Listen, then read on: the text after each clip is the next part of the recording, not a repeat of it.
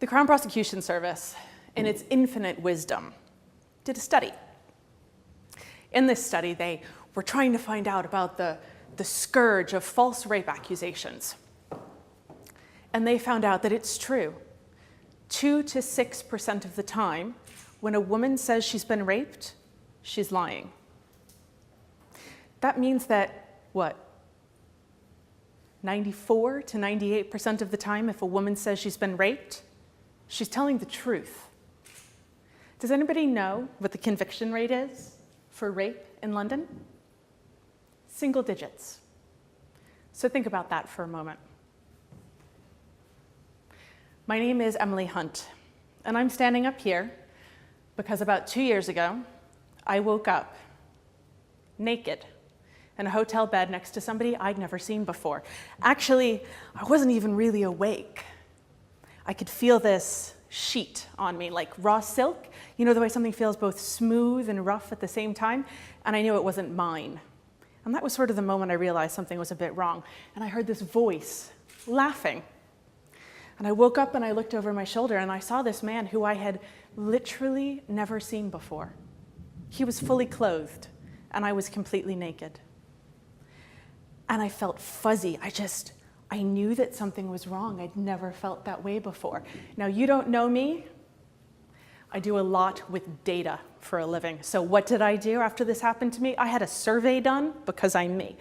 51% of women in the UK, 18 to 24, have themselves or know someone who's been drugged for the purpose of sexual assault. 51%. Just think about that.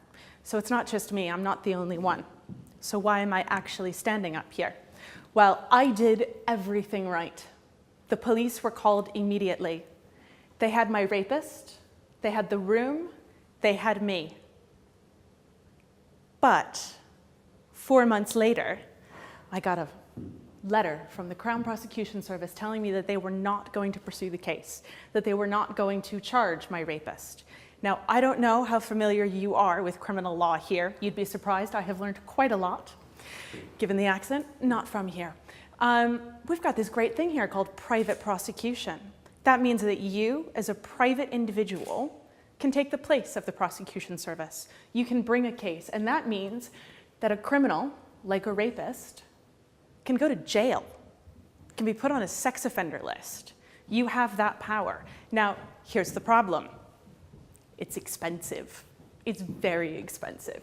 And that's why I am standing here, because I am starting a charity in order to crowdfund private prosecutions, first for my rape, and then for other women. In addition to that, I want to raise money to help women to be able to afford toxicology reports to be done. So I don't know if you're aware of this, but when women are drugged or men are drugged with things like GHB, it metabolizes out of your system really fast. And the police often don't test quickly enough. But 2 weeks later, you can have a hair test done. 250 pounds, and a woman has a good bit of proof that they have been drugged. And that's not something that our police service does, but it's something that we can do privately. So I'm asking people to sponsor a toxicology report for a rape victim. And I'm asking people to help give money to promote private prosecution. So again, my name is Emily. Thank you very much for listening. I appreciate all of your time.